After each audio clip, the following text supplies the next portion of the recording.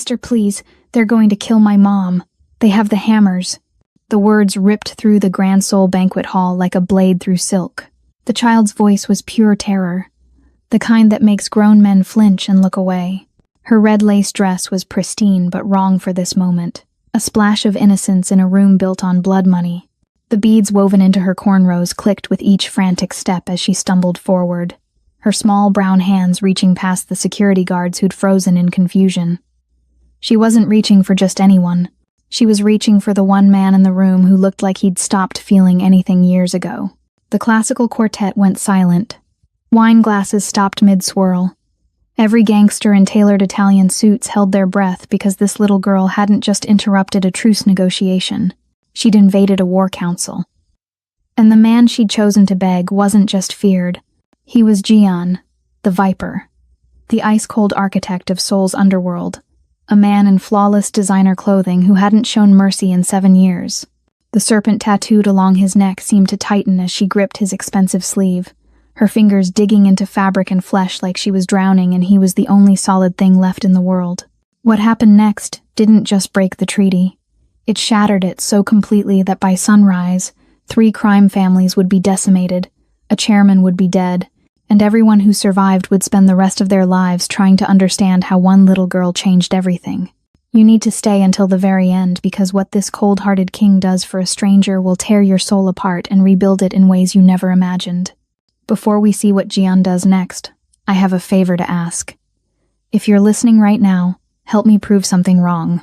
My mother said I wouldn't even reach 1,000 subscribers, claiming nobody cares about stories like this. But I believe tales of justice deserve to be heard. Help me show her that these tales matter. Hit that subscribe button right now. And if you believe that real courage means standing up for the helpless even when it costs you everything, smash that like button. Drop a comment telling me where you're watching from, and let's build a community that believes in redemption. Now, let's step into the moment that changed everything. The hum of controlled conversation was nothing but a predator's purr up here. A calculated symphony where every laugh was rehearsed and every smile was a weapon. The Grand Soul banquet hall existed in a bubble of manufactured elegance where each breath cost someone their soul and every handshake could end an empire. Floor-to-ceiling windows overlooked the glittering arteries of Gangnam, but the view meant nothing to the men gathered around the mahogany table. They were here for territory, not scenery. Gian sat at the head like a king forged from winter itself. His charcoal suit was cut to perfection, unbuttoned just enough to reveal the viper that crawled up from his collarbone, its scales rendered in ink so intricate they seemed to pulse when he breathed. His dark hair was slicked back with precision, revealing a face that could have belonged to a Renaissance sculpture, beautiful, severe, and completely devoid of warmth. Gold glinted at his wrists and fingers, but it wasn't jewelry, it was armor. Everything about him radiated control.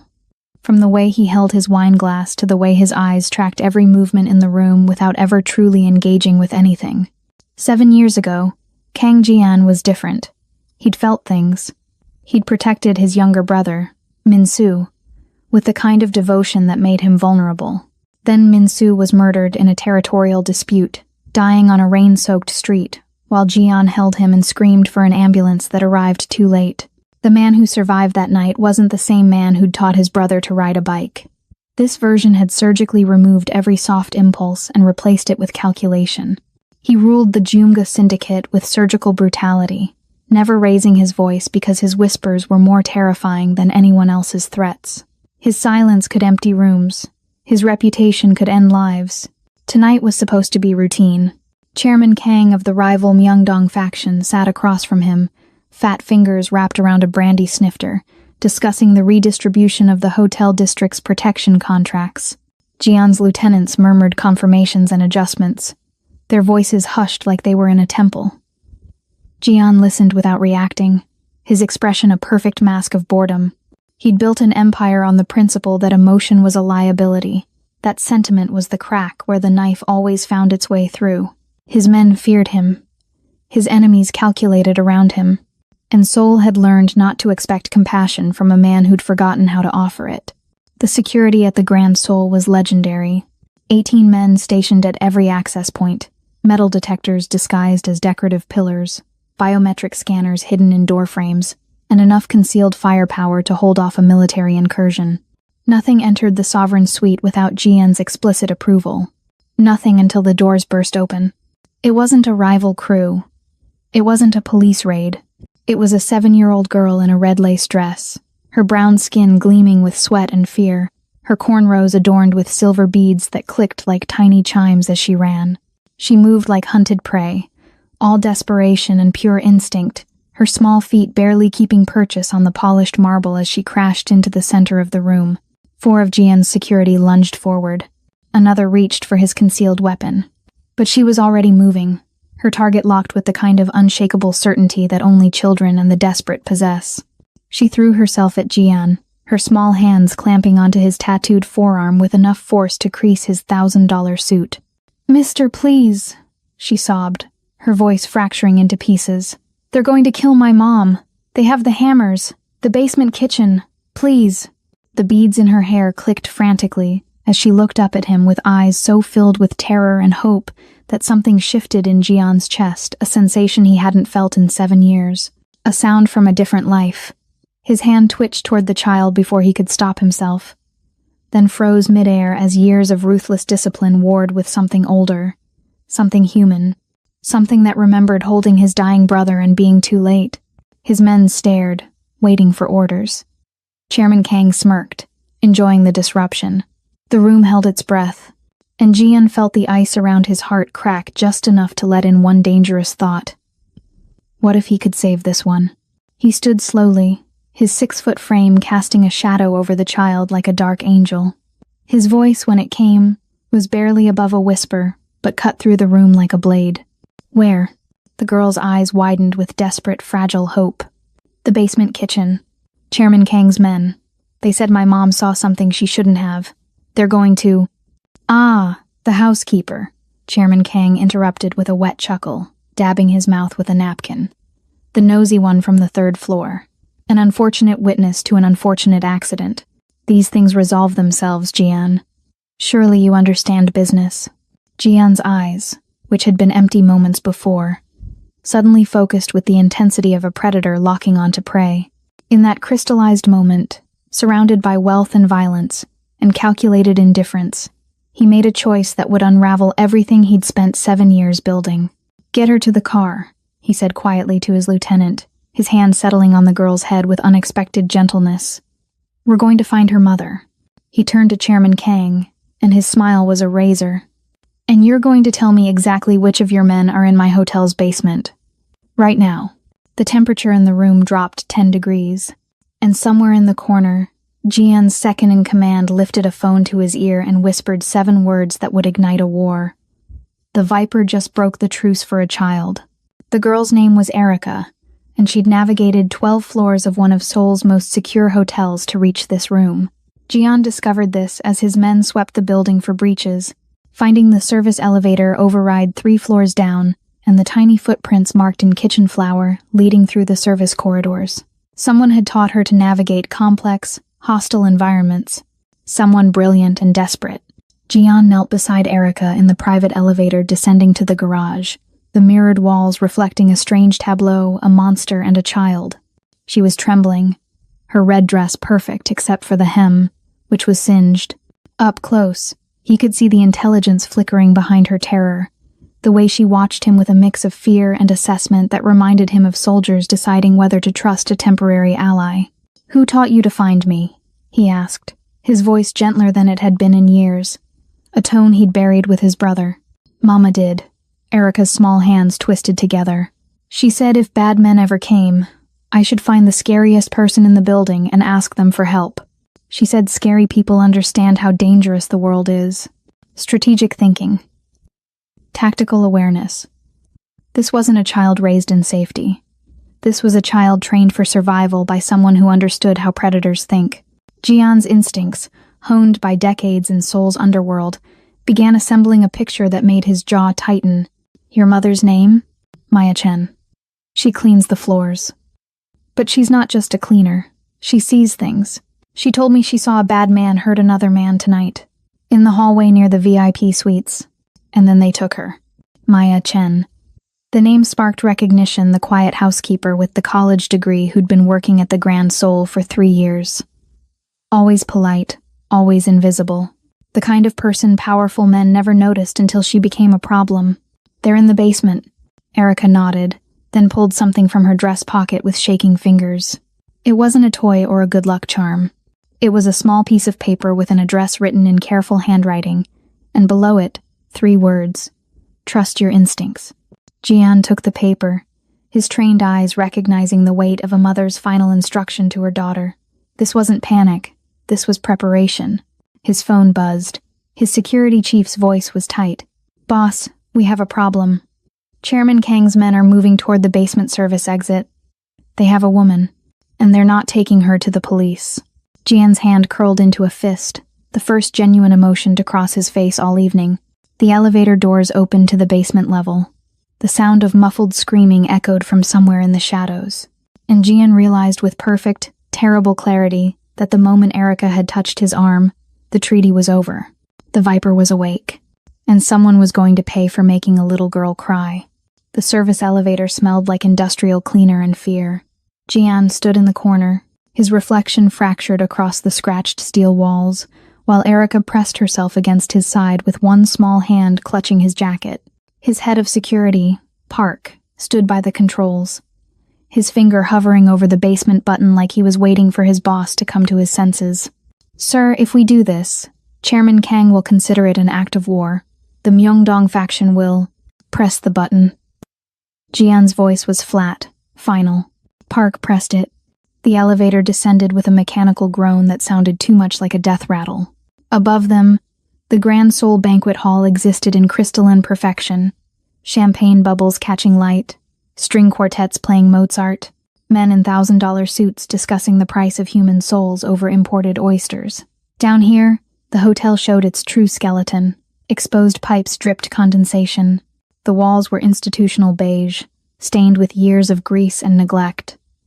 The air tasted like bleach and something metallic that made Jian's instincts scream danger. They passed the 3rd sub-level, laundry and linens, the 2nd, storage and supplies. When the elevator shuddered to a stop at B1, the basement kitchen level, Jian could already hear it. A woman's muffled screaming, cut short by the sound of impact, flesh hitting flesh. Then laughter, the kind that people make when they're enjoying someone else's pain.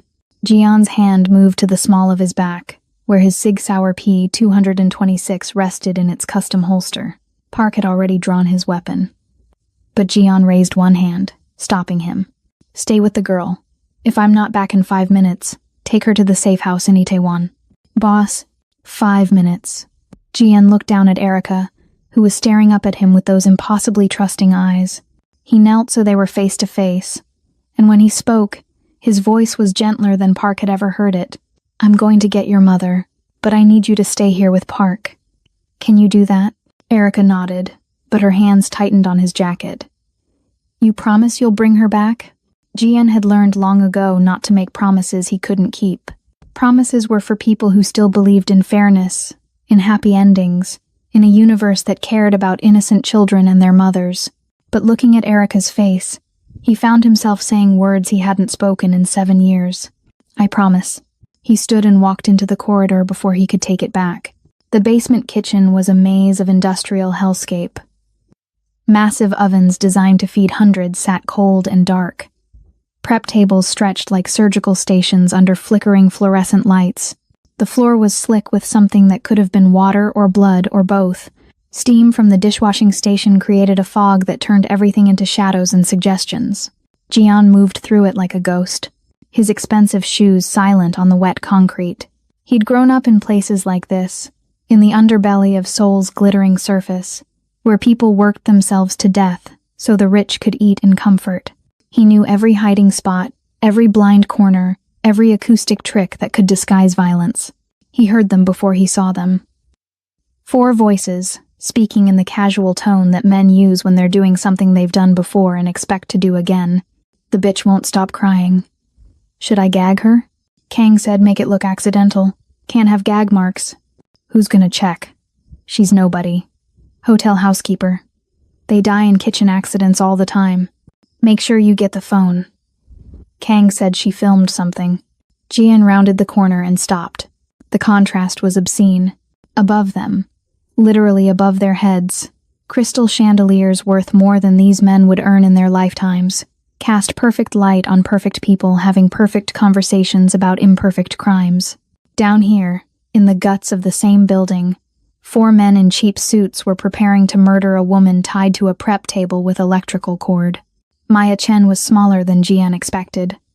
Thin, with her housekeeper's uniform torn at the shoulder, her face already swelling from the beating she'd taken. Her hands were bound behind her back, her legs tied to the table's steel supports. There was a gag in her mouth, but her eyes were alert, calculating, not defeated. Even now, bleeding and bound, she was watching for an opening. One of the men held a ball-peen hammer, tapping it against his palm with casual menace. Another was searching through Maya's pockets, pulling out a phone with a cracked screen. The third leaned against a commercial refrigerator, smoking a cigarette in violation of every fire code. The fourth, the one who seemed to be in charge, was checking his watch like this was just another task on his list. Kang wants this done before midnight. Make it quick. The man with the hammer stepped closer to Maya. He raised it above his head, testing the weight, choosing his target. Maya's eyes went wide. She tried to scream through the gag, a sound so primal and desperate that it echoed off the steel surfaces. "Gentlemen," Jian's voice cut through the moment like a blade through silk. All 4 men spun toward him. Their hands went to their weapons, 2 pistols, 1 knife, 1 taser. But they froze when they saw who was standing in the shadows. Everyone in Seoul's underworld knew that face, that tattoo, that reputation. The Viper didn't come to basements. The Viper sent men to basements. The Viper was supposed to be 3 floors up, signing treaties and pretending civilization existed. "Mr. Jian." The leader's voice cracked slightly. "This is Myeongdong business. Chairman Kang authorized a murder in my territory, in my hotel, of a woman whose daughter is currently upstairs telling me exactly where to find you." Jian took 3 steps forward, and the men backed up instinctively. He moved like water, smooth and inevitable. "Would you like to know what I authorize?" The man with the hammer made the mistake of raising his weapon. Jian moved. Later, Park would try to explain what he'd heard from the elevator. The sound of bodies hitting steel, the crack of bone breaking, the wet thump of flesh impacting concrete, the scream that cut off mid-breath.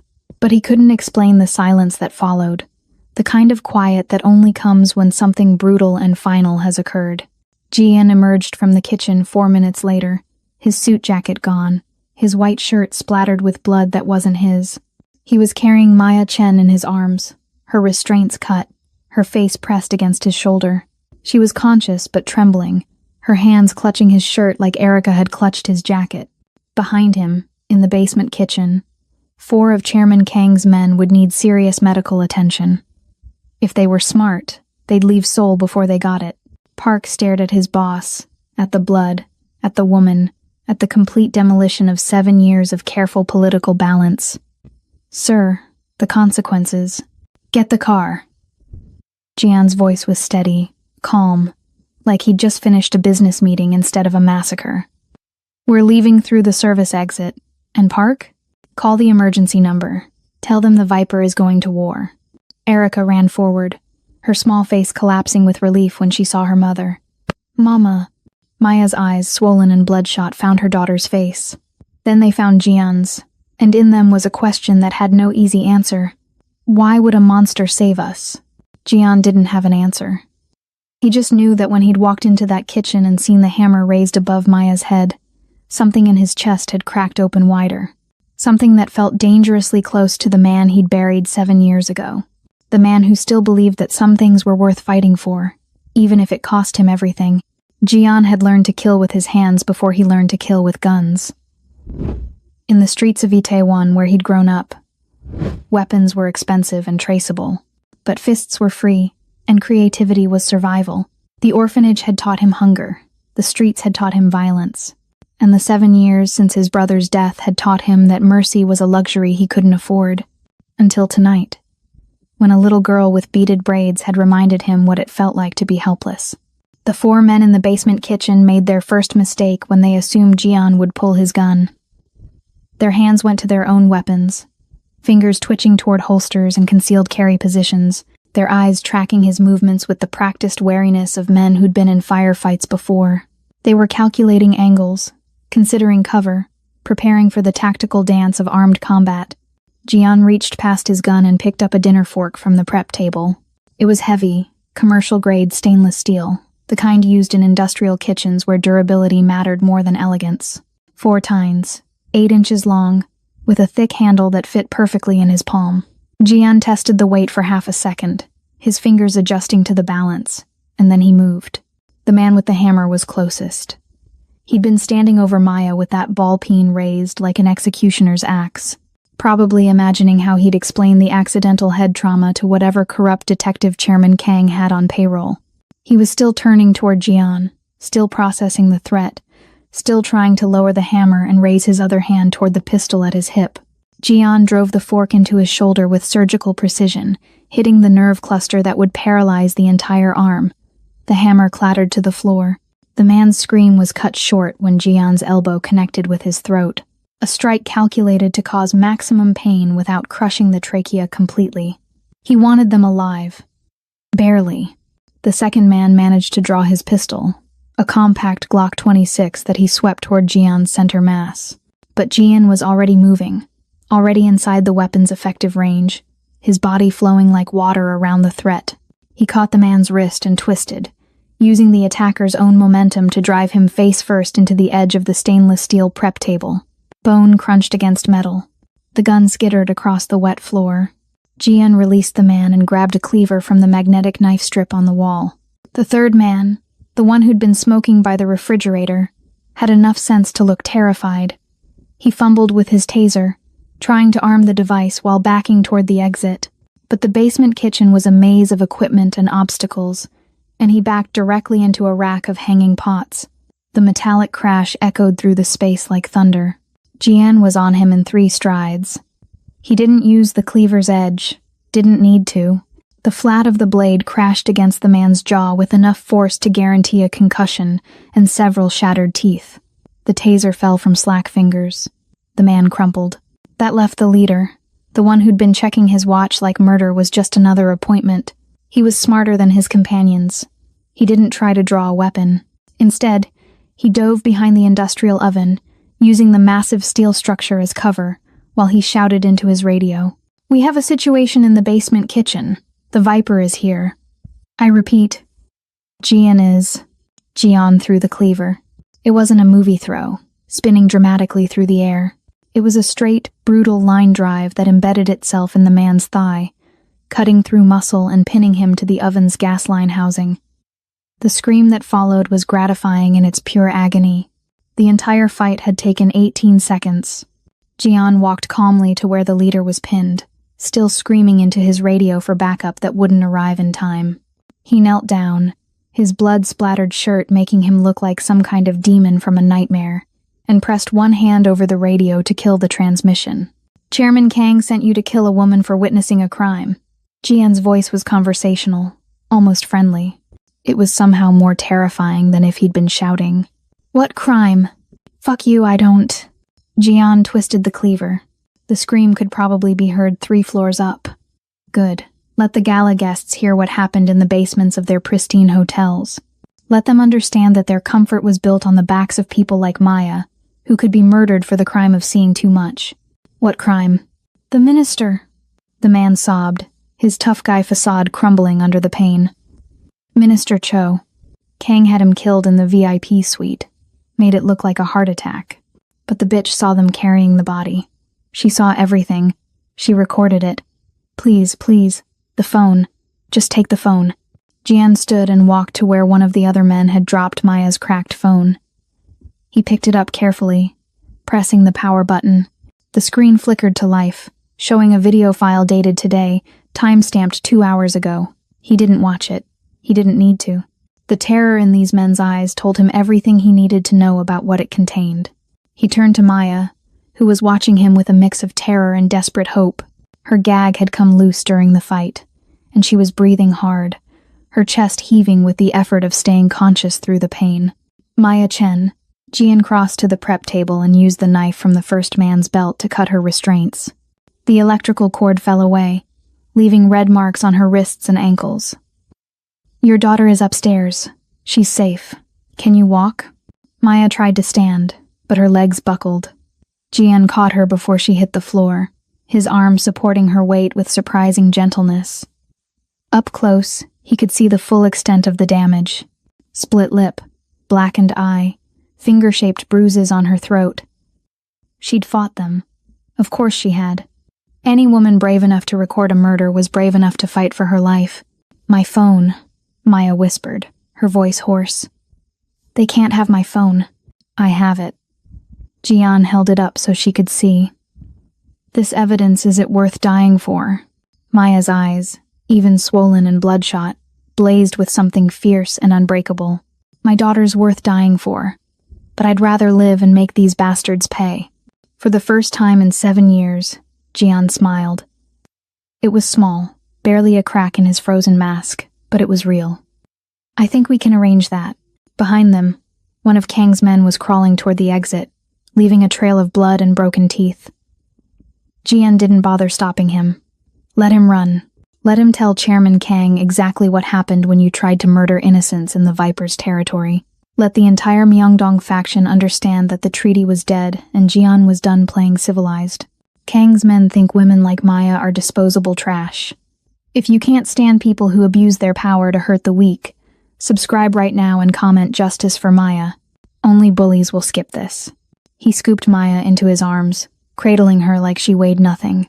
She tensed at first, probably not used to being touched with anything resembling care, but exhaustion and pain won out. Her head fell against his shoulder. "Why are you helping us?"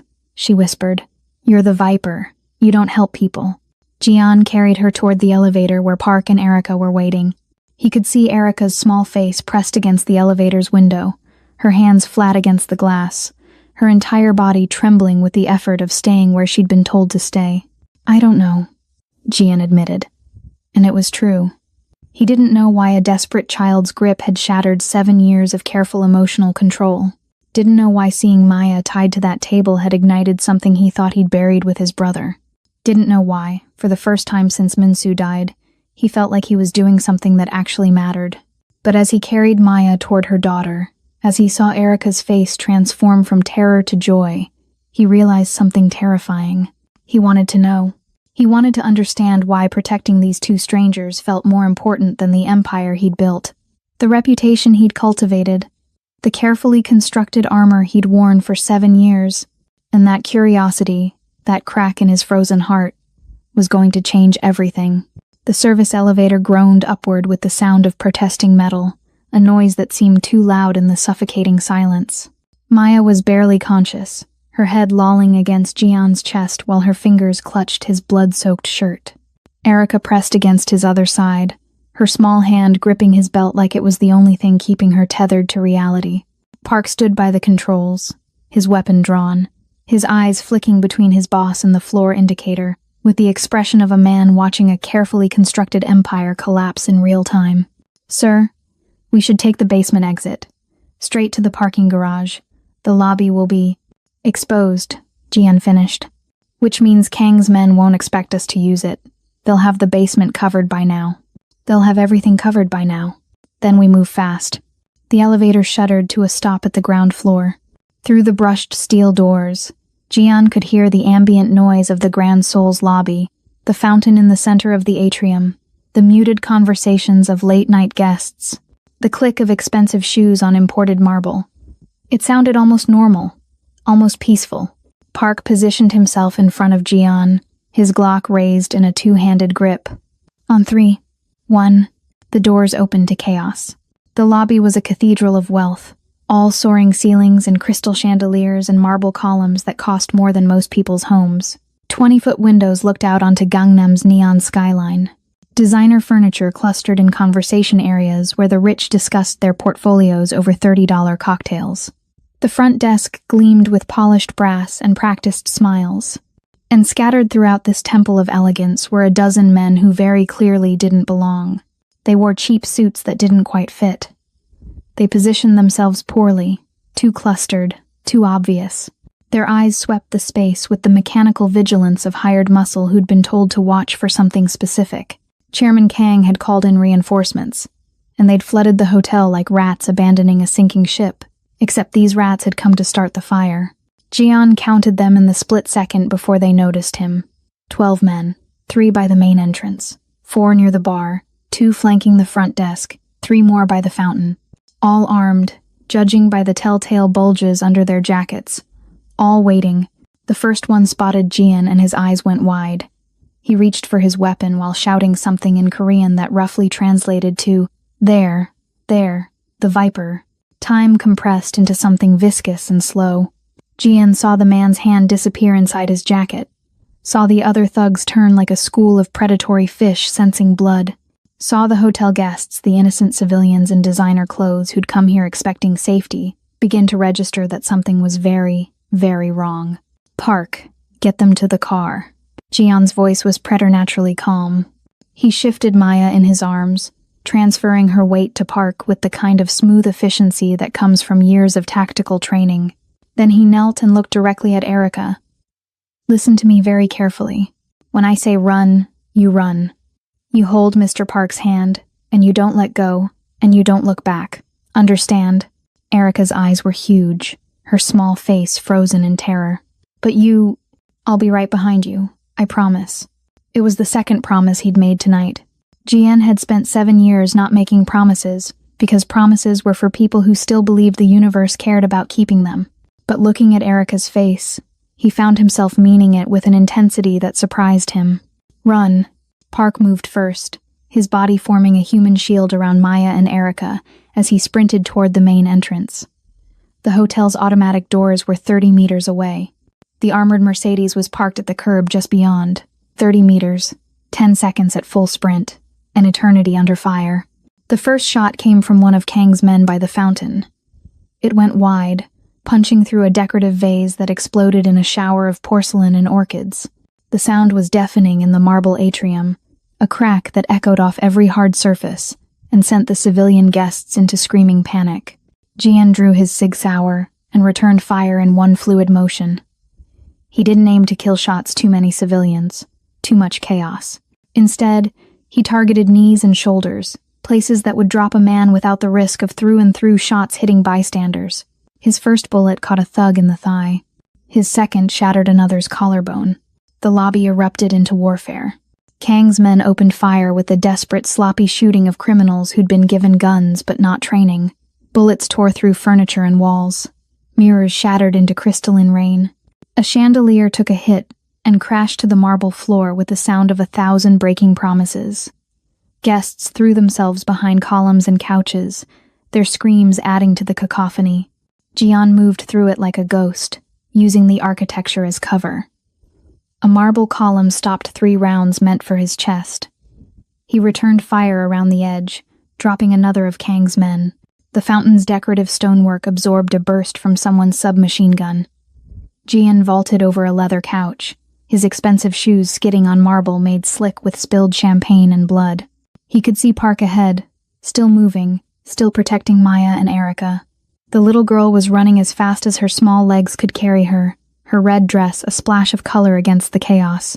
But Kang's men were closing in, forming a loose perimeter between Park and the exit. One of them raised a pistol, aiming not at Park but at the small red figure beside him. Jian's heart stopped. He was too far away. The angle was wrong. He couldn't make the shot without risking hitting civilians. But the thug's finger was tightening on the trigger. And Erica was 3 seconds away from having her small body torn apart by 9mm rounds. Jian did the only thing he could do. He ran directly into the line of fire. His body hit Erica's a fraction of a second before the shots came. He felt the impact in his shoulder, a white-hot spike of agony that traveled down his arm and turned his fingers numb. His expensive suit jacket, Italian wool, custom-tailored, worth more than that thug made in a month, tore apart as the bullet exited through the fabric. Blood bloomed across the charcoal gray like a grotesque flower. They hit the marble hard. Jian's body curled around Erica's, absorbing the impact. He could feel her heart hammering against his chest, could hear her screaming his name, could smell the fear sweat and cheap fabric softener from her dress. Park was there instantly, returning fire with brutal efficiency. 3 shots, 3 bodies dropping. The path to the door cleared like magic, like the universe had finally decided to give them a break. Move. Park hauled Jian to his feet, one arm supporting his boss while the other kept his weapon trained on the lobby. Maya was already stumbling toward the exit, her survival instincts overriding her injuries. Erica clung to Jian's uninjured arm, her beads clicking frantically. They burst through the automatic doors into the Seoul night. The Mercedes sat at the curb like a steel sanctuary, its armored plating glinting under the streetlights. Park's driver had the engine running, the back door already open. Get in, get in. Maya dove into the back seat, pulling Erica after her. Park shoved Jian in next, then threw himself into the front passenger seat. Drive, now.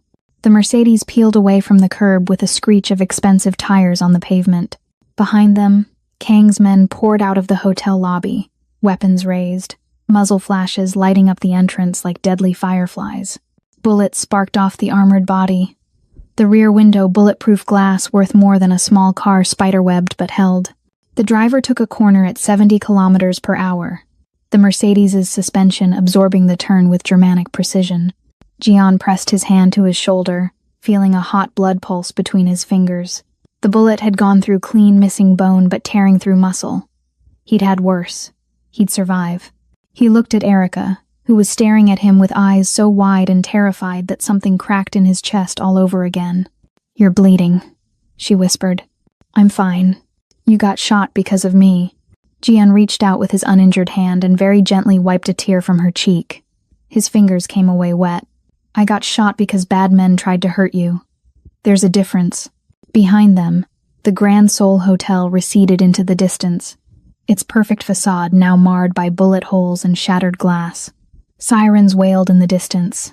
Seoul's underworld would be buzzing with the news within minutes. The Viper had broken the treaty, killed Kang's men, and started a war. All for a little girl in a red dress and her mother who'd witnessed too much. Jian leaned back against the leather seat, his ruined suit jacket soaking blood into the expensive upholstery, and realized with perfect, terrible clarity that there was no going back. The man he'd been died in that lobby, and he had no idea who he was becoming. The Mercedes tore through Gangnam's neon-lit streets like a missile, weaving between late-night traffic with the kind of precision that comes from having a driver who'd done evasion training in the military. Jian pressed a wad of cloth, someone's jacket. He didn't care whose against his bleeding shoulder while his free hand pulled out his phone. The screen was cracked from the lobby firefight, spiderwebbed with fractures that made the contacts list difficult to read. But it still worked. He scrolled to Minho's name and pressed call. Minho Park had been Jian's second-in-command for 4 years. They'd grown up 3 blocks apart in Itaewon, had run the same streets, and had fought the same fights. When Jian had risen to power after his brother's death, Minho had been there, loyal and steady and reliable. He managed the Gumga Syndicate's eastern territories, handled negotiations with the Chinese importers, and kept the younger members in line. Jian had trusted him with his life 100 times. The phone rang once, twice, 3 times. "Pick up," Jian muttered, watching the Seoul skyline blur past the bulletproof windows. Behind them, somewhere in the maze of streets and overpasses, Kang's men would be mobilizing. Every thug, enforcer, and hired gun in the Myeongdong faction would have Jian's description by now. They needed backup. They needed safe houses. They needed the full weight of the Gumga Syndicate to create a protective perimeter. 4 rings. 5. "He's not answering?" Park asked from the front seat, his eyes scanning the road for tails. "Give him a second. He might be..." The call went to voicemail. Minho's voice, recorded and cheerful, invited Jian to leave a message. Jian hung up and immediately called again. This time it rang only once before going to voicemail. Someone had declined the call. A cold weight settled in Jian's stomach, the kind of dread that has nothing to do with fear and everything to do with certainty. He pulled up his contacts again and called Jung, his third-in-command, the enforcer who ran the southern districts. Jung answered on the first ring. "Boss, what the fuck is happening? I'm getting calls that you shot up the Grand Seoul, that you killed Kang's men, that... Where's Minho?" Silence on the other end. Not the comfortable silence of someone thinking, but the loaded silence of someone who knows something they don't want to say. Jung, where is Min-ho? Boss, I don't know how to tell you this. Jung's voice was tight, carefully controlled. About an hour ago, Min-ho called a meeting. All the lieutenants. He said you'd given orders to consolidate operations, that we needed to restructure command. He showed up with a dozen men I'd never seen before. When I asked questions, when I said I needed to confirm with you directly, he told me I was either with him or against him. Jian's hand tightened on the phone hard enough to make the cracked screen dig into his palm. And I'm calling you from a bathroom in Hongdae, because I told him to go fuck himself and barely got out alive. Boss, Min-ho's staging a coup. He's got half the middle management convinced you've gone crazy, that you're throwing away everything we built for some housekeeper and her kid. He's offering promotions, territory, and money.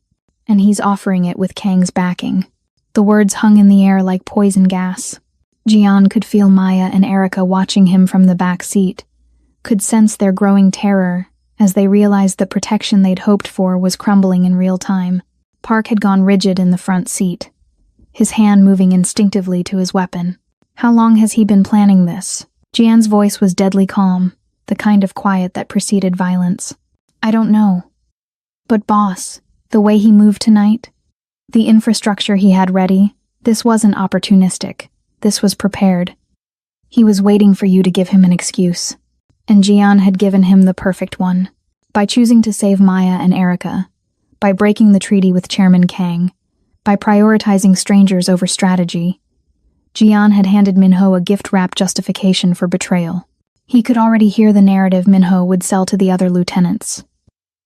The Viper has gone soft. The Viper is compromised. The Viper is leading us to war over a woman and child who mean nothing to our interests. How many are still loyal? Jian asked. Jung's hesitation told him everything he needed to know. Me. Maybe 6 others. The rest are either with Min-ho or waiting to see which way this goes. Boss, you need to understand what you did tonight. It doesn't make sense to them. These men respect strength, strategy, cold calculation. You just threw away a multi-million-dollar treaty and started a war with the Myeongdong faction to save civilians. They think you've lost your edge. And what do you think? Another pause. Then, quietly, I think the man who saved my sister from a trafficking ring 7 years ago is still in there somewhere, and that man is worth following into hell. Jian felt something tighten in his chest, a sensation he'd almost forgotten gratitude. Get somewhere safe. Don't trust anyone. I'll contact you when I can. He hung up and immediately tried another number. Then another. Out of 12 key lieutenants in the Guomga syndicate, 7 didn't answer. 3 calls went directly to voicemail, the phones already turned off. Only Jung and 2 others confirmed their loyalty, and they were scattered across Seoul with bounties on their heads. Min-ho had moved fast, surgical, efficient, exactly the way Jian had trained him. We're alone, Park said quietly from the front seat. It wasn't a question. We're alone, Jian confirmed. Maya's voice came from the back seat, hoarse and brittle. I'm sorry. This is because of us. If we hadn't... Don't. Jian cut her off, his tone sharp enough to make her flinch. Then softer. This was coming. Min-ho didn't betray me tonight. He was already gone. I just didn't see it. He should have seen it. The signs had been there. Min-ho's increasing questions about Jian's decisions. His suggestions that they could expand faster if they were more flexible with their rules. His comments about how sentiment was bad for business. Jian had dismissed them as ambition, the natural restlessness of a capable lieutenant waiting for more responsibility. But it hadn't been my ambition. It had been contemptuous. Min-ho had looked at Jian's carefully controlled empire and seen weakness in the discipline, vulnerability in the structure. He'd wanted something more savage, more profitable, more willing to sacrifice anything and anyone for power. And Chairman Kang had offered him exactly that. There is nothing worse than a traitor. If you have zero respect for backstabbing snakes like Min-ho who sell out their friends for money, hit that like button. Let's prove loyalty still exists. Where do we go? The driver asked, his eyes flicking to the rearview mirror. The safe houses will be compromised. Min-ho knows all of them. Jian's mind raced through possibilities, calculating and discarding options with the speed of a man who'd spent 7 years preparing for every contingency except this one. The penthouse in Gangnam Minho had the codes. The warehouse in Incheon Minho had keys. The apartment in Itaewon where Jian sometimes went to think Minho knew about it. Every bolt hole, every sanctuary, every carefully prepared escape route had been shared with the man who was now hunting him. Boss? Park turned in his seat. And for the first time in the 4 years he'd worked for Jian, there was uncertainty in his eyes. Erica spoke up, her small voice cutting through the tension like a knife. "We can go to my grandma's." Everyone turned to look at her. She was pressed against her mother's side, her red dress torn and dirty, her beaded braids disheveled, but her eyes were clear and focused. "Your grandma's?" Jian repeated. Maya's hand tightened on her daughter's shoulder. "My mother lives in Suwon, a small apartment. She's elderly, and she doesn't know about your work," Jian finished, understanding immediately. "Which means Kang's men don't know about her. Which means Minho doesn't know about her." Maya nodded slowly. "It's not much, just 2 bedrooms. But it's outside Seoul, and no one would think to look there. It was perfect precisely because it was imperfect. Not a safe house, but a home. Not a fortress, but a refuge. The kind of place that wouldn't appear in any of the Gumga Syndicate's files because it had nothing to do with crime or territory or power. Just a grandmother's apartment where a housekeeper's daughter sometimes visited. "Suwon," Jian told the driver. "Take the back roads. No highways. Change routes every 10 minutes. As the Mercedes altered course, heading south toward the smaller city beyond Seoul's borders, Jian leaned back against the seat and let the reality of his situation sink in. His empire was in flames. His most trusted lieutenant had betrayed him. Half his organization was hunting him. Chairman Kang wanted him dead, and he was bleeding from a gunshot wound while protecting 2 civilians who had no business being anywhere near his world. 7 years of careful construction, demolished in 4 hours. And the worst part? He didn't regret it. Looking at Erica's small face, seeing the trust in her eyes despite everything, feeling Maya's quiet strength radiating from beside him, he'd do it all again. Every choice, every consequence. Minho had called it weakness. Jian was starting to think it might be the first real strength he'd shown in 7 years. The apartment in Suwon was everything Jian's penthouse wasn't. Small, cluttered, warm.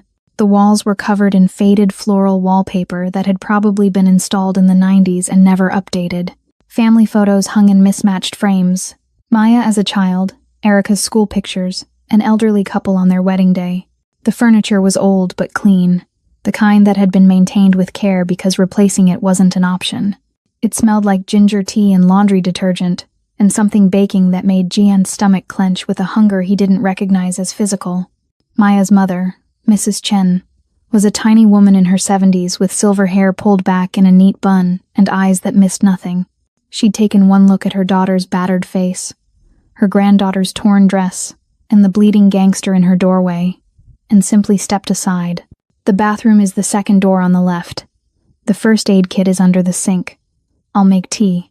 No questions, no panic, just the calm competence of someone who'd survived worse and knew that hysteria helped no one. Now Jian sat on the edge of the bathtub while Park cleaned and dressed his shoulder wound with the efficiency of someone who'd done field medicine before. The bullet had passed through cleanly, missing bone and major arteries, but the pain was constant and sharp. Every movement sent fire down his arm. "You need a real doctor," Park muttered, wrapping gauze around Jian's shoulder with practiced hands. "This could get infected. You could lose mobility in the arm if the muscle damage is worse than it looks." "Later," Jian's voice was tight with pain. "Right now we need to figure out our next move. Our next move is survival. Minho has the organization. Kang has the Myeongdong faction. We have 6 loyal men, 1 armored car, and whatever weapons we're carrying. The math isn't good, boss." Jian knew Park was right. In any rational calculation, they were already dead. They should be planning escape routes out of Korea, new identities, a life somewhere far away from Seoul's underworld. But rationality had stopped applying the moment Erica grabbed his arm and looked at him with those trusting eyes. "I'm not running," Jian said quietly. Park's hand stilled on the bandage. "Boss, Kang has evidence of murdering a government minister. Maya's phone has the video. If we can get that to the right people, the police will have to move against him. And if Kang falls, Minho loses his backing. That's assuming the police aren't already bought. Assuming the video is admissible. Assuming we survive long enough to deliver it. Park tied off the gauze with more force than necessary. You're betting everything on a lot of assumptions. Do you have a better plan? Park was quiet for a long moment. Then he sighed. The sound of a man who knew he was following his boss into a suicide mission and was going to do it anyway. No, I don't. A small knock interrupted them. Erica stood in the doorway, her red dress replaced with pajamas that were too big for her, probably something Maya had packed for visits.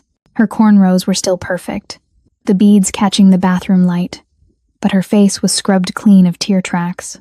Grandma says you should come eat. She made soup. Jian started to stand, wincing as the movement pulled at his injured shoulder. Erica watched him struggle for a moment, then stepped forward with the kind of fearless determination that only children possess. You're hurt because you saved me, she said matter-of-factly. I'm fine. You're not fine. You're bleeding through the bandage. She pointed at the red spot seeping through the white gauze. And you look scary. Like the bad men in movies. Jian glanced at himself in the bathroom mirror. She wasn't wrong.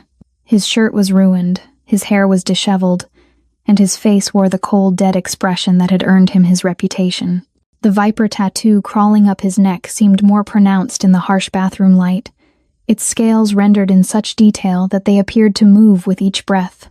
I'm sorry, he said, though he wasn't sure what he was apologizing for. For looking scary? For being what he was? For dragging her into his world? I can fix it, Erica announced. Before Jian could ask what she meant, she'd climbed onto the closed toilet seat to reach his height and pulled a small elastic band from her pocket. Hold still. Her small fingers combed through a section of his hair near his temple, separating out a thin strand with the careful precision of someone who'd done this before. Jian froze, not from fear but from the sheer unexpectedness of the gesture. No one touched him, ever. His men kept their distance. His enemies kept further distance. Physical contact was something that happened during violence or sex, never tenderness. But Erica's fingers were gentle as she divided his hair into 3 parts and began braiding with the unconscious skill of a child who'd watched her mother do this 1,000 times. Mama braids my hair when I'm scared, she explained, her tongue sticking out slightly in concentration. She says it helps organize your thoughts, makes the chaos into something neat. I figure if it works for being scared, maybe it works for looking scary too. Park had frozen by the sink, his expression caught somewhere between shock and something that might have been tenderness. Jian could see his own reflection in the mirror. The Viper, Seoul's most feared crime boss, sitting perfectly still, while a 7-year-old girl braided a tiny section of his hair. It should have looked ridiculous. It should have undermined every ounce of his carefully cultivated reputation. Instead, it felt like something cracking open inside his chest. Some frozen thing beginning to thaw. There. Erica secured the braid with her elastic and stepped back to admire her work. Now you look less like a monster, and more like a person who just happens to have a scary tattoo. Thank you, Jian said, and meant it with an intensity that surprised him. They moved to the small dining room where Mrs. Chen had set out bowls of xiaoliongtang, the milky beef bone soup steaming and fragrant. Maya sat at the table, her face cleaned and bandaged, wearing her mother's clothes. She looked smaller without her housekeeper's uniform, more vulnerable, but her eyes were alert and calculating.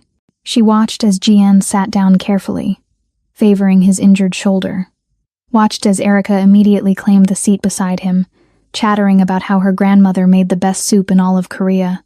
Watched as this man, this notorious criminal, listened to her daughter with genuine attention, nodding at appropriate moments, even offering a small smile when Erica described her school's upcoming talent show. I know who you are, Maya said quietly, when Erica had gone to help her grandmother in the kitchen. I've seen you on the news. The Viper, head of the Gumga syndicate. They say you're responsible for at least 20 murders, that you rule Gangnam through fear, that you haven't shown mercy in 7 years. Jian met her eyes steadily. All of that is true, and yet you saved us. You got shot protecting my daughter. You started a war with one of Seoul's most powerful crime families because a little girl asked you to help. Maya's voice was soft but fierce. Why? It was the same question Gian had been asking himself since the moment Erica grabbed his arm. Why had he abandoned the treaty? Why had he risked his empire? Why had he chosen two strangers over everything he'd spent 7 years building? I don't know, he admitted. 7 years ago, my younger brother was killed. He was dying in my arms and I couldn't save him. I couldn't do anything but watch him bleed out on the street.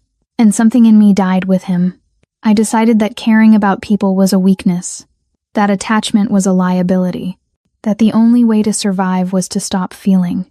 He paused, looking down at his soup, seeing his distorted reflection in the broth. But then your daughter looked at me with the same desperation I must have had that night, and I realized I had a choice. I could be the person who looked away and stayed safe, or I could be the person who tried to save someone, even if it cost me everything. You chose us over your empire, Maya said. It wasn't a question. I chose to be someone my brother would have been proud of. Jian's hand unconsciously touched the small braid in his hair. Even if it's only for one night. Maya was quiet for a long moment, studying him with an intensity that made him feel exposed. Then she reached across the table and placed her hand over his uninjured one. Her palm was calloused from years of cleaning work, her fingers scarred from industrial chemicals and hard labor. My daughter has good instincts about people, she said softly. When she was 4, a man tried to grab her at the park. Before I could react, she bit his hand and ran straight to a police officer. She knew who to trust.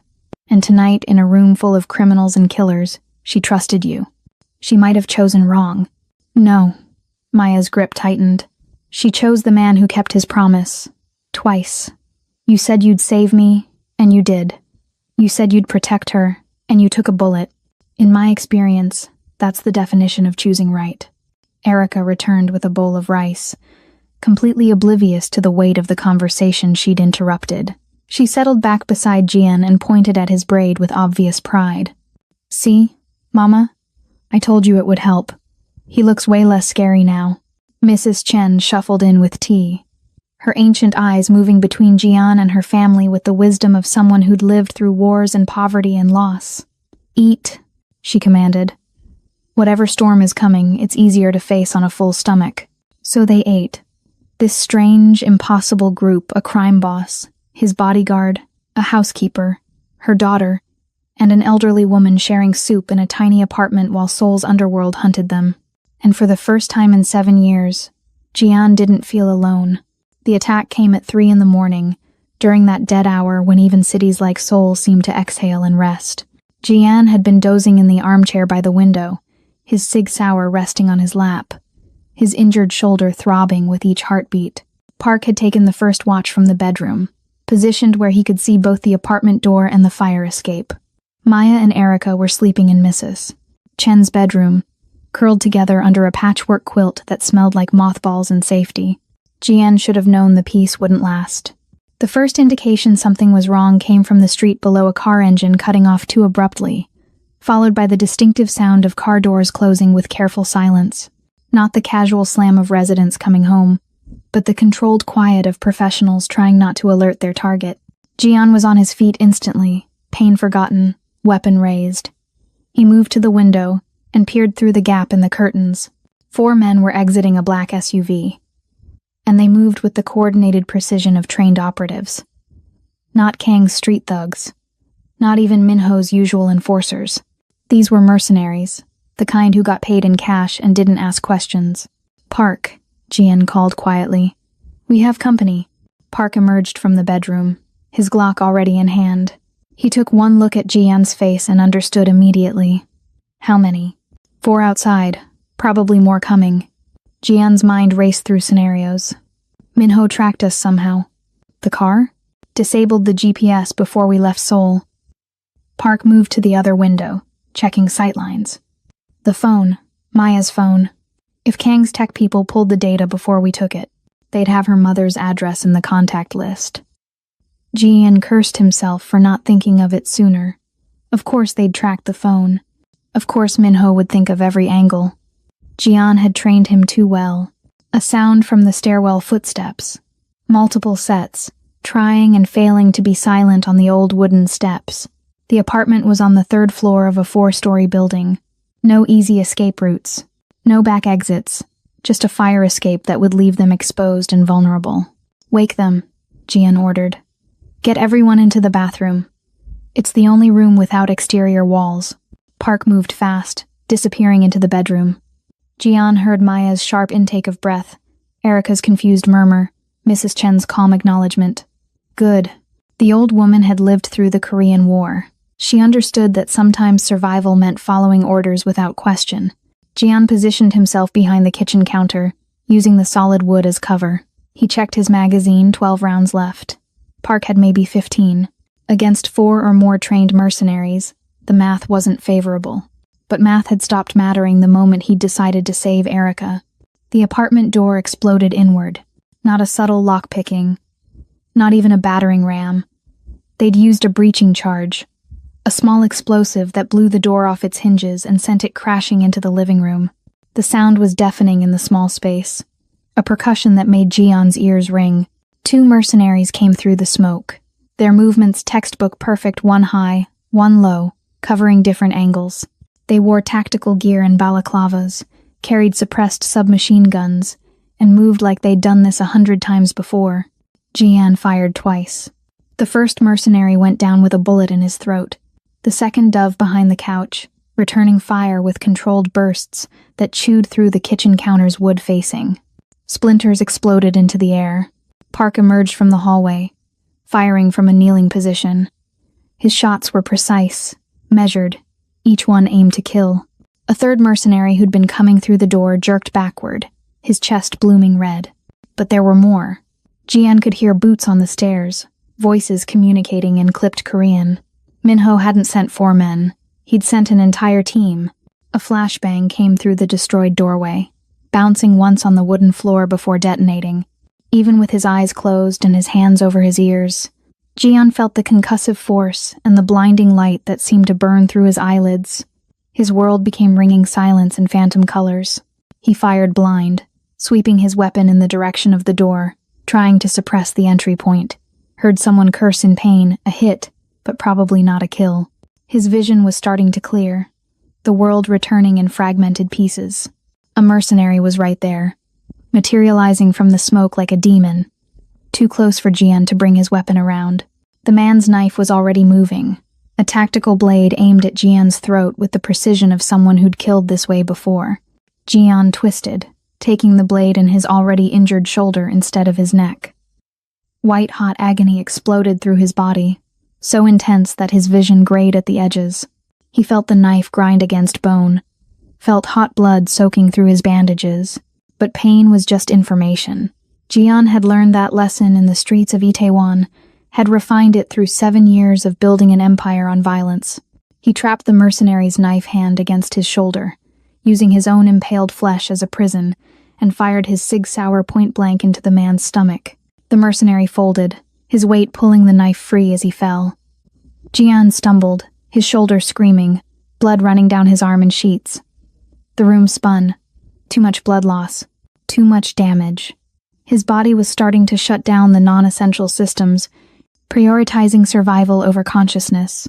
Another mercenary came through the door, weapon raised, aiming not at Jian but toward the hallway, toward the bathroom where Maya and Erica were hiding. Park was pinned down behind the overturned dining table, taking fire from at least 2 directions. He couldn't get a clear shot. Jian tried to raise his weapon, but his arm wouldn't cooperate, the damaged muscles refusing to obey. The mercenary's finger tightened on the trigger, and Erica screamed. It wasn't a scream of terror. It was a scream of pure rage. A sound so unexpected and so primal that everyone in the apartment froze for half a heartbeat. She'd emerged from the bathroom despite Maya's attempts to hold her back, her small body silhouetted in the hallway, and she was screaming at the man who was about to murder them all. "Leave us alone! Leave us alone! You're bad! You're evil! I hate you!" The mercenary turned, confused, his weapon swinging toward this tiny, unexpected threat. In that moment of distraction, that half-second of hesitation as his brain processed the impossibility of a child in this battlefield, Jian moved. His body was running on pure adrenaline now. Every movement, agony, every breath, fire. He crossed the distance that separated them, his wounded shoulder useless but his left hand still functional. He grabbed the mercenary's weapon, forcing the barrel toward the ceiling as it discharged, sending suppressed rounds into Mrs. Chen's ceiling plaster. They struggled, the mercenary trying to shake off this wounded, bleeding man who wouldn't die. But Jian had grown up fighting for his life in alleys where losing meant death. He'd spent 7 years proving that ruthlessness could overcome any physical disadvantage, and he'd made 2 promises to a little girl whose screams were still echoing in his ears. He brought his forehead down on the mercenary's nose with enough force to shatter cartilage. Used the man's momentary blindness to strip the submachine gun from his hands. And then, with cold precision that had nothing to do with mercy and everything to do with protection, Jian emptied the entire magazine into the mercenary's center mass. The body hit the floor. Silence descended, broken only by the ringing in Jian's ears and Erica's sobbing. Park was still behind the table, his weapon trained on the doorway, waiting for more attackers. But none came. Either they'd killed them all, or the survivors had retreated to regroup. Minho sent killers after a 7-year-old girl. If you're not siding with pure evil, comment, protect the innocent down below. Let's drown out the negativity. Jian turned toward Erica, his vision tunneling, his legs suddenly unreliable. She was pressed against the wall, her grandmother's pajamas covered in plaster dust, her face pale with shock. Maya had emerged behind her, pulling her daughter back, shielding her from the carnage. "I'm sorry," Erica whispered, tears streaming down her face. "I'm sorry I didn't stay in the bathroom. I'm sorry You saved my life," Jian interrupted. His voice sounded distant, like it was coming from underwater. "You were brave, so brave." His legs gave out. Park was there instantly, catching him before he hit the floor, lowering him carefully against the wall. Jian looked down at his shoulder and saw bone. That wasn't good. That meant the knife had done serious damage. That meant he was probably going into shock. "Boss, stay with me." Park's hands were pressing something against the wound, a towel, a shirt. Jian couldn't tell. "We need to get you to a hospital." "Can't. They'll be watching hospitals." Jian's tongue felt thick, his thoughts fragmenting. Have to get Maya's phone to someone. The evidence. It's the only way to... He didn't finish the sentence because the darkness was rushing in, pulling him under like a riptide. The last thing he saw before consciousness left him was Erica's face, terrified and tear-streaked, and Mrs. Chen calmly instructing Maya to bring clean towels and boiling water. The last thing he heard was his own voice, from what felt like a lifetime ago. "I promise." He'd kept that promise. Erica was alive, Maya was alive, and that would have to be enough, even if he wasn't. Jian woke to pain and the smell of antiseptic. His shoulder was wrapped in fresh bandages, the kind that spoke of careful, competent medical attention. He was still in Mrs. Chen's apartment, lying on the couch with a blanket tucked around him. Sunlight streamed through the curtains, painting everything in shades of gold that seemed obscene given the violence that had occurred hours earlier. Park sat in the armchair nearby, cleaning his Glock with methodical precision. When he saw Jian's eyes open, he set the weapon aside. "You've been out for 6 hours. Mrs. Chen stitched you up. Said she used to be a nurse before she retired. You're lucky the knife missed the major arteries." "Lucky," Jian repeated, his voice rough. He didn't feel lucky. He felt like he'd been hit by a truck, run over twice for good measure, then set on fire. The mercenaries, dead. All 5 of them. I dragged the bodies to the building's basement before the neighbors woke up. "Mrs. Chen is cleaning the blood from the floor like this is just another Tuesday." Park's expression was grim. "Boss, we can't stay here. Minho knows where we are. He'll send more." Jian knew Park was right. They'd won one battle through sheer desperation and Erica's unexpected courage, but they couldn't win a war of attrition. Minho had unlimited resources, endless manpower, and the backing of Chairman Kang's entire organization. Eventually, the numbers would overwhelm them.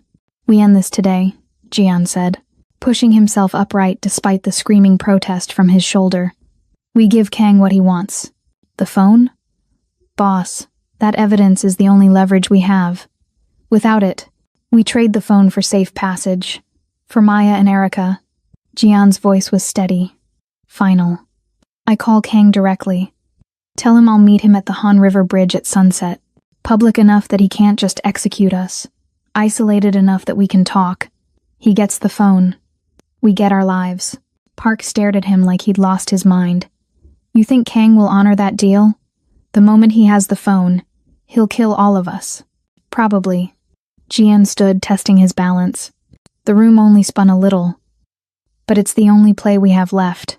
And maybe, if I can get close enough, I can end him before he ends us. That's not a plan. That's suicide. You have a better option. I'm listening. Park was silent, and his silence was enough to answer.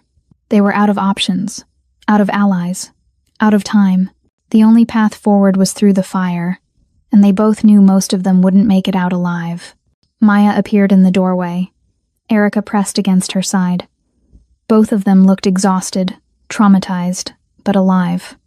You're going to trade yourself for us, Maya said. It wasn't a question. I'm going to trade the phone for safe passage, Jian corrected. There's a difference.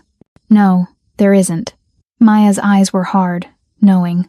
You're going to walk into a trap so we can escape. You're going to die so my daughter can live. Jian didn't deny it. What was the point? Maya was smart enough to see through any lie he constructed.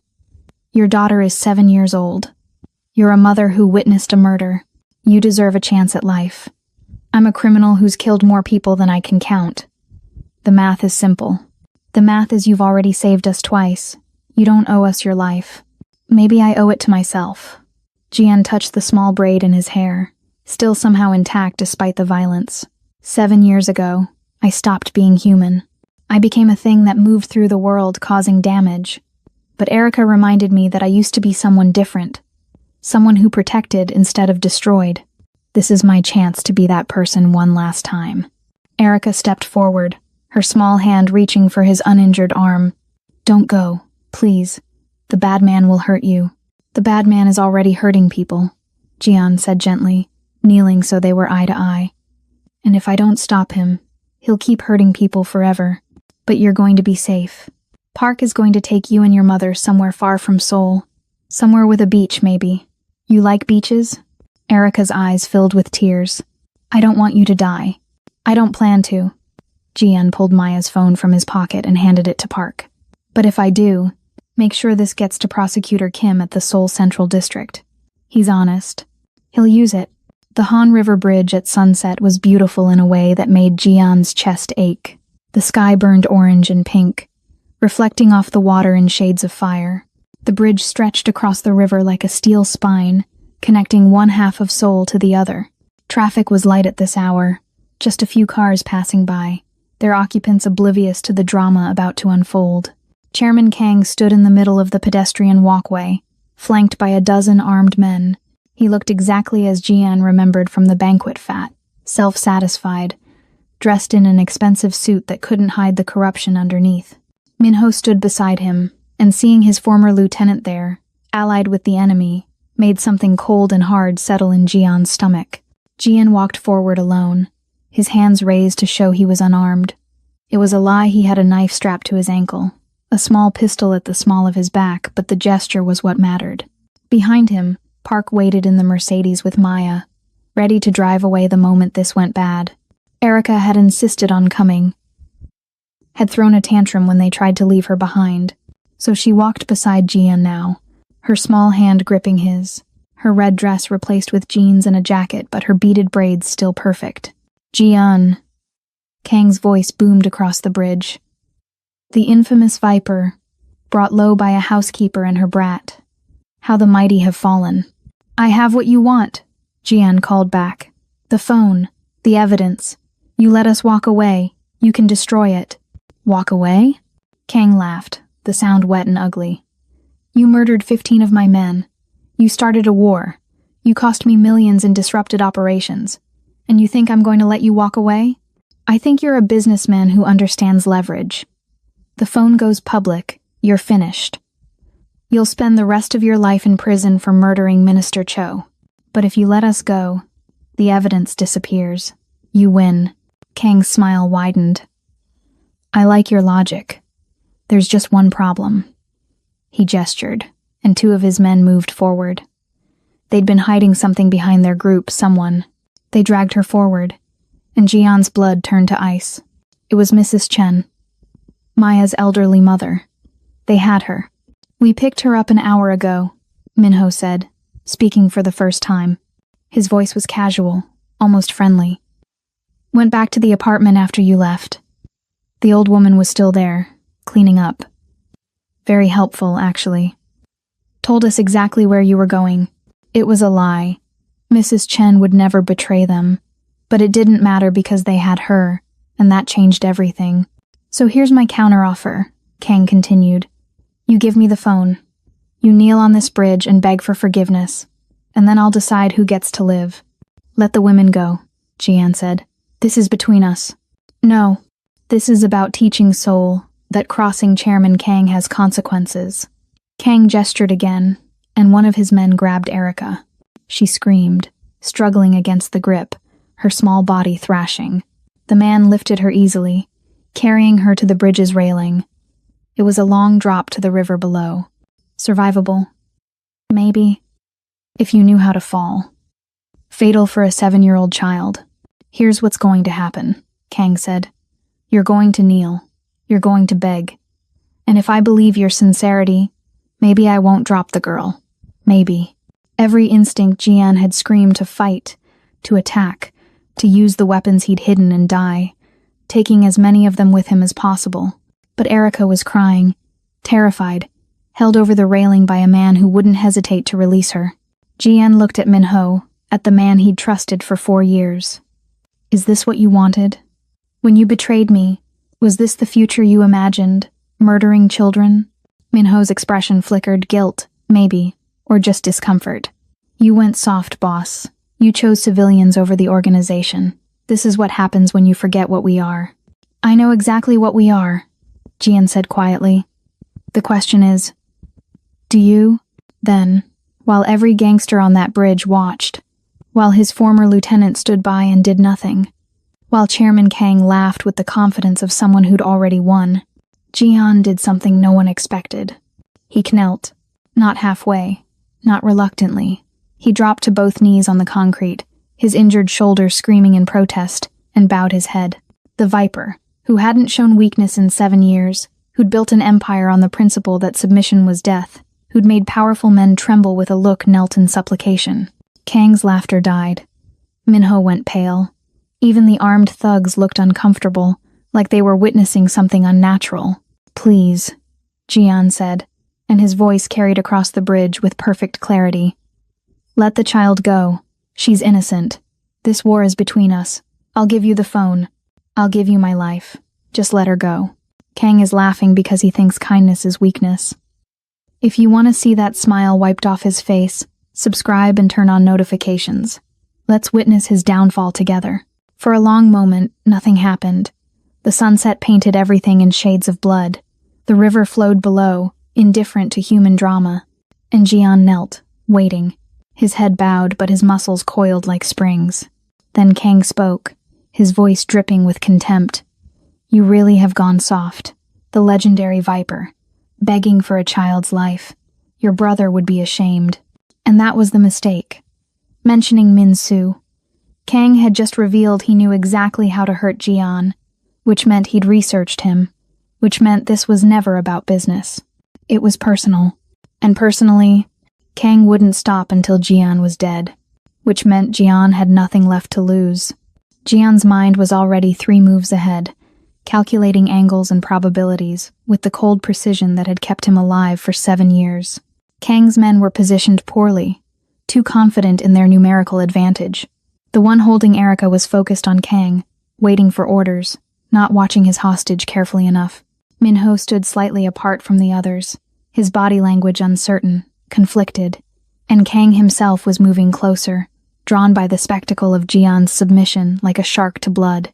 The knife at Jian's ankle felt impossibly far away. The gun at his back might as well have been on the moon. From his kneeling position, injured and apparently broken, He had maybe 2 seconds of surprise before Kang's men filled him with bullets. 2 seconds to save Erica, to end Kang, to prove that kneeling wasn't surrender, it was strategy. But 2 seconds wasn't enough. Not with Erica held over the railing, not with a dozen guns trained on him, not with his shoulder still bleeding through fresh bandages. He needed a miracle. He got Maya instead. The sound came from behind Kang's formation, a woman's scream, raw and primal and full of rage. Every head turned, every weapon swiveled, because Maya Chen was charging up the bridge like an avenging angel. She'd left the Mercedes, despite Park's orders, had somehow circled around behind Kang's group, and now she was running full speed with something in her hands. A tire iron. She must have grabbed it from the car's emergency kit. She wasn't aiming for the armed men. She was aiming for Kang himself, this fat slug who'd ordered her execution, who'd sent killers after her daughter, who represented everything corrupt and poisonous about Seoul's underworld. Her first swing caught one of Kang's bodyguards in the knee. The crack of shattering bone echoed across the bridge. The man went down screaming, "You tried to kill my baby." Maya's voice was savage, inhuman. "You monster. You coward." Chaos erupted. Kang's men spun to deal with this new threat, their training overriding common sense. 3 of them converged on Maya, trying to subdue her without shooting because Kang was in the line of fire. The man holding Erica loosened his grip, his attention divided, trying to understand how a housekeeper had turned into a berserker. It was the opening Jian needed. He moved. Not toward Erica, she was too far, and the man still had her. Not toward his weapons, no time to draw them. Instead, Jian launched himself forward in a brutal tackle aimed at Kang's center mass. His wounded shoulder screamed in protest. But pain was just noise, just data, just something to be ignored, in favor of survival. Jian's body collided with Kang's substantial bulk, with enough force to drive them both backward. Kang made a sound like a punctured balloon, all air and surprise. They crashed into the bridge's railing, the metal guardrail digging into Kang's spine. Kang's bodyguards reacted instantly, weapons rising, but they couldn't shoot without hitting their boss. Jian used Kang as a human shield, his hands wrapped around the older man's throat, squeezing with all the strength of someone who'd strangled men in alleyways before he learned to use guns. "Drop her," Jian snarled at the man holding Erica. "Drop her now or I break his neck." The man hesitated, looking to Minho for orders. Minho stood frozen, his weapon half raised, his face a mask of confusion and dawning horror at what he'd helped create. "Minho." Jian's voice cut through the chaos. "You want to be a boss? Then make a boss decision. Is this who you want to be? The man who kills children? The man who sides with monsters?" For a heartbeat, the bridge held its breath. Maya was still struggling against 2 of Kang's men, the tire iron gone but her nails drawing blood. Mrs. Chen had somehow freed herself in the confusion and was stumbling toward the Mercedes. Erica hung over the railing, crying but not giving up, her small hands gripping the man's arm with desperate strength. And Jian knelt with his hands around Kang's throat, waiting for his former lieutenant to choose what kind of man he wanted to be. Minho lowered his weapon. "Let the girl go," he said quietly. "What?" The man holding Erica looked shocked. But boss said, "I'm the boss now." Minho's voice was harder this time. "And I said let her go." The man released Erica. She didn't fall gracefully, children don't. She hit the walkway hard, skinning her palms, her beads clicking against concrete. But she was alive, and she immediately scrambled away from the railing, running toward where Park had emerged from the Mercedes with his weapon drawn. Kang tried to speak around Jian's grip, his face turning purple. You're dead." "Maybe," Jian agreed, "but you're dying first." He felt Kang's hands scrabbling at his arms, weak and desperate, felt the older man's pulse fluttering under his fingers like a trapped bird. It would be easy to finish it, to squeeze until that pulse stopped, to end the threat permanently. 7 years ago, Jian wouldn't have hesitated. 7 years ago, he would have killed Kang and everyone on this bridge without a second thought. But 7 years ago, he hadn't knelt to save a child. Hadn't learned that sometimes the strongest thing you can do is choose mercy when violence would be easier. Jian released Kang's throat and shoved him backward. Hard. Kang stumbled. his expensive shoes slipping on the concrete made slick with blood from the earlier scuffle. His arms windmilled, grasping for the railing, for his men, for anything that would stop his momentum. But gravity was patient and impartial. His bulk worked against him, pulling him backward toward the gap in the railing that safety inspectors had marked for repair weeks ago. He fell. Not gracefully, not quietly. Chairman Kang fell the way men like him always fall, screaming denials and threats that the wind swallowed before they reached anyone's ears. The drop was 15 meters to the Han River below. The water was shallow this time of year, less than 2 meters deep over concrete and rocks. The sound of impact carried across the water like thunder. Kang's men rushed to the railing, staring down at where their boss floated face down in the river, his expensive suit spreading around him like dark wings. No one moved to help him. No one jumped in. They just stared. These career criminals realizing that their meal ticket had just expired.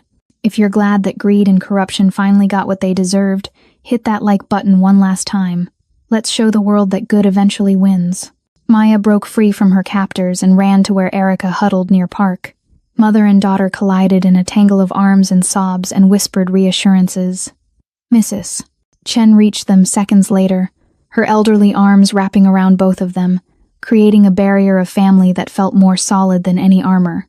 Jian stood at the railing, his injured shoulder bleeding freely now, his body running on fumes and stubbornness. He looked down at Kang's body still floating, still not moving, and felt nothing. No triumph, no regret, just a bone-deep exhaustion that made his legs shake. Minho approached slowly, his weapon holstered, his hands visible. Boss, don't.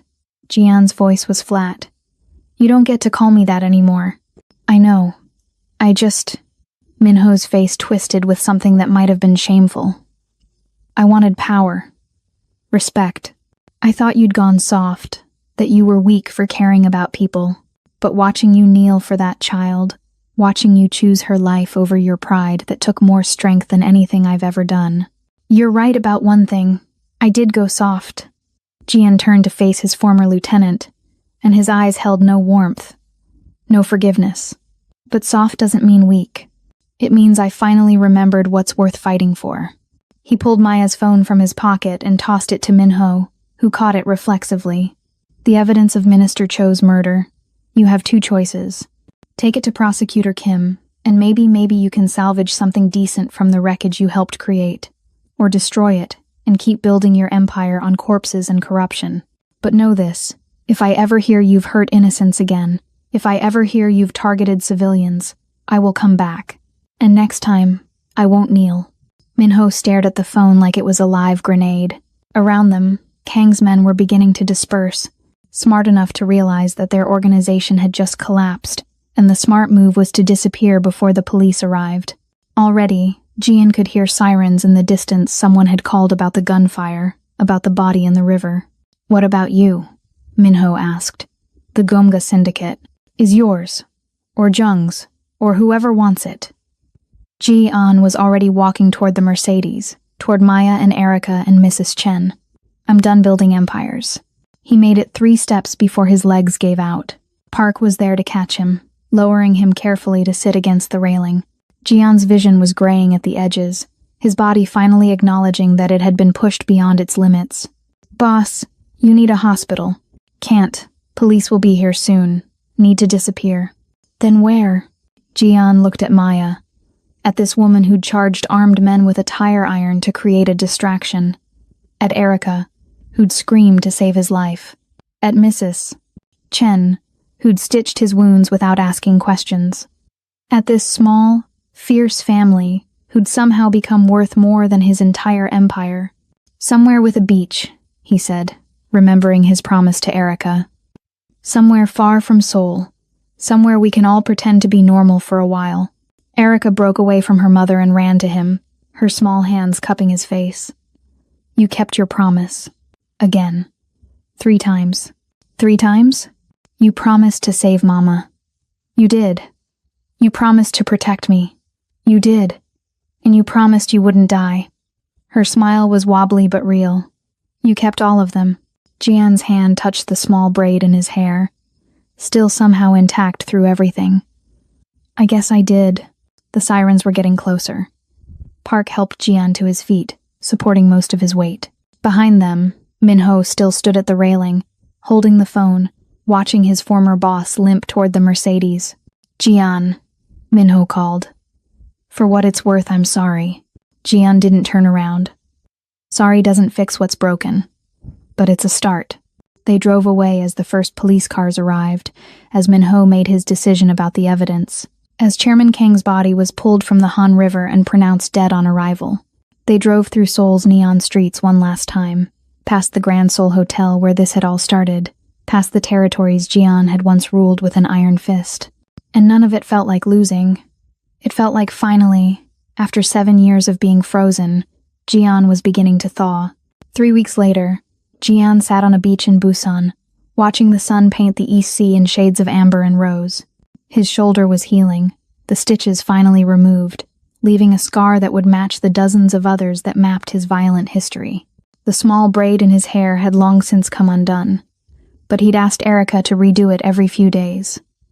A reminder, he told himself, of what mattered. The news had broken 2 days after the bridge. Prosecutor Kim Honest, relentless, incorruptible, had held a press conference displaying the evidence that Minho had delivered. The video of Minister Cho's murder was grainy but damning. Chairman Kang's voice was unmistakable as he'd ordered the execution. The subsequent investigation had moved with unusual speed, fueled by political pressure and public outrage. 19 members of the Myeongdong faction were arrested within a week. The organization that Kang had built over 2 decades crumbled in days, its leadership scattered, its power structures demolished. The police found bodies in basements, evidence of trafficking operations, documentation of bribes to politicians and judges. It was the kind of comprehensive collapse that only happened when corruption finally met consequences. Minho had disappeared. Some said he'd fled to Thailand. Others claimed he'd made a deal with prosecutors and entered witness protection. Jian didn't know and found he didn't care. His former lieutenant had made his choice and had delivered the evidence instead of destroying it. Whether that was redemption or just pragmatism, Jian would probably never know. The Gumga syndicate had fractured without Jian's leadership. Young had tried to hold it together, to maintain the territories and the business operations. But without the Viper's reputation backing him, the other factions had moved in like sharks. The empire Jian had spent 7 years building had lasted less than 3 weeks after his departure, and he felt nothing but relief. Park appeared from the beach house they'd rented, carrying 2 bottles of beer and wearing swim trunks that looked absurd on his tactical frame. He settled into the sand beside Jian and handed him one of the bottles. Mrs. Chen is teaching Erica to make kimchi, Park reported. The kitchen is a disaster. Maya is pretending to supervise but mostly laughing. Sounds normal, Jian said. Sounds like family, Park corrected. He took a long drink of beer, his eyes on the horizon. Jung called again. The Jumga territories are falling apart. He wants to know if you're coming back. What did you tell him? That you died on the bridge, that your body washed up 3 days later, that he's on his own. Jian nodded. It was better that way, cleaner. The Viper was dead. Kang Jian, the version who'd spent 7 years frozen in grief and violence, had drowned in the Han River along with Chairman Kang. What remained was something newer, something that was still figuring out how to exist without empire or reputation or fear. You miss it? Park asked. The power, the respect, the empire. Jian watched a child, not Erica, some other family's daughter, building a sandcastle near the water's edge. Her father crouched beside her, helping place shells as decoration, and their laughter carried across the beach like music. I miss Min-soo, Jian said quietly. I miss the person I was before he died. But the empire, the violence, the constant calculation of who to trust and who to eliminate. He shook his head. That was never living. That was just surviving with expensive clothes. So what now? We stay here forever? Play house with a housekeeper and her family? Maya's not just a housekeeper. Jian's voice carried an edge of warning. She's got a degree in logistics management. Spent 3 years at Seoul National University before her husband died, and she had to drop out to support Erica. She was cleaning hotel rooms because it paid the bills, not because it was all she could do. Park raised his hands in surrender. I meant no disrespect. I just mean, what's the long-term plan? Jian had been thinking about that question for 3 weeks. In the hours between physical therapy for his shoulder and helping Erica with her homework, between teaching Mrs. Chen how to use her new smartphone and learning from Maya how to cook something more sophisticated than instant ramyeon. In the quiet moments when he wasn't running from enemies or building empires or calculating threats. I have money, he said. Offshore accounts that Minho doesn't know about. Investments that are legitimate or legitimate enough. More than enough to buy a restaurant, maybe. Or a hotel. Something legal. Something that doesn't require carrying a gun or checking my car for explosives. A restaurant, Park repeated flatly. You're going to go from crime lord to restaurant owner. Why not? I know the hospitality industry. I've been extorting it for years. Jian's smile was small but genuine. And Erica wants to be a chef. She's been talking about it constantly. Says she wants to make food that makes people happy instead of just feeding them. I figure maybe I could help with that. You're actually serious. I knelt on a bridge to save a child's life. I gave up an empire for a housekeeper and her daughter. I think we're past the point where anything I do should surprise you. Park was quiet for a long moment, watching the waves roll in with hypnotic regularity. What about me? Where do I fit in this new life? Jian turned to look at his bodyguard, this man who'd followed him through gunfights and political intrigue and the complete collapse of everything they'd built. You're the best security consultant I know, and restaurants need security. Plus, someone has to keep me from making stupid business decisions. Security consultant. Park laughed, the sound rusty from disuse. My mother always wanted me to have a respectable job. Erica burst from the beach house, her braids flying, wearing a sundress covered in flour and what looked like gochugaru. She ran straight to Jian and climbed into his lap despite being covered in cooking ingredients. Jian, Grandma says I'm a natural. She says I have an intuitive understanding of fermentation. Her excitement was infectious, radiating from her like heat from the sun. When I grow up, I'm going to have the best restaurant in all of Korea. And you have to come eat there every day. Promise? I promise, Jian said, meaning it the way he'd meant all the promises he'd made to her. Completely. Irrevocably. And you have to teach me business stuff. Mama says you're really smart about business. Is that true? Some kinds of business. The legal kinds I'm still learning. Then we'll learn together. Erica's logic was unassailable. Mama's teaching me cooking. Grandma's teaching me Korean traditions. Park's teaching me chess. You can teach me business. Then I'll know everything. Maya appeared at the beach house door, her hands covered in flour, her hair pulled back in a messy bun. She looked nothing like the terrified woman who'd been tied to a prep table 3 weeks ago. She looked strong, alive, and present. Erica, stop bothering Jian. He's recovering. I'm not bothering him. We're making plans. Plans for what? Maya descended the steps, settling into the sand beside them with the comfortable familiarity of someone who'd stopped seeing Jian as the Viper and started seeing him as just a man. Jian's going to help me open a restaurant someday, Erica announced with the confidence of someone who'd never been told their dreams were too big. And it's going to be amazing. Maya's eyes met Jian's over her daughter's head. In them, he saw understanding, gratitude, and something else possibility.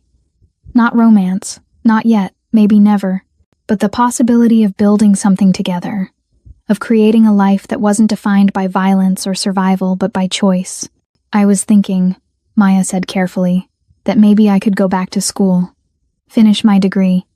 My mother says she can watch Erica while I take evening classes, and with the reward money from the prosecutor's office for providing evidence. She trailed off, uncertain. How much did they give you? Jian asked. 50 million won, for helping to break up a criminal organization. Maya's laugh was bitter. I got paid for almost dying. That won't cover tuition and living expenses for 4 years. Jian pulled out his phone and opened his banking app. I'm setting up an account in your name. Education fund. 100 million won to start. You finish your degree, get whatever certifications you need, and when you're done, if you want to work in legitimate logistics, I'll need someone who understands supply chains for the restaurant. Maya stared at him like he'd grown a second head. That's too much. I can't accept. Yes, you can. Call it payment for your silence about who I used to be. Call it an investment in Erica's future. Call it whatever you need to call it to accept the help. Jian's voice was gentle but firm. You saved my life, Maya. Multiple times. This is the least I can do. The least you can do is stay alive and be happy, Maya said quietly. That's all Erica and I want. For you to have the life your brother would have wanted for you. Mrs. Chen called from the house that dinner was ready, her voice carrying across the beach with the authority of grandmothers everywhere. Erica jumped up immediately, always ready to eat, and ran toward the promise of food. Park followed more slowly, his hand unconsciously checking for a weapon that wasn't there anymore. Maya stood and offered Jian her hand. He took it, letting her help pull him to his feet. His shoulder twinged but held. Everything was healing, slowly, the way all real healing happened. Thank you, Maya said. For everything. For saving us. For giving us a future. You gave me a future, Jian corrected. I was just going through the motions before, existing but not living. Erica reminded me there was a difference. They walked toward the beach house together, toward the sound of laughter and the smell of home-cooked food and the promise of a tomorrow that wasn't about survival but about actually living. Jian's hand unconsciously touched the small braid in his hair, and he found himself smiling. The Viper was dead, Chairman Kang was dead, the Empire was dust, and Kang Jian, just a man with a violent past and an uncertain future, was finally, impossibly, beautifully alive. Behind them, the sun finished setting over the East Sea, painting the sky in colors that promised tomorrow would come, as inevitable and forgiving as the tide.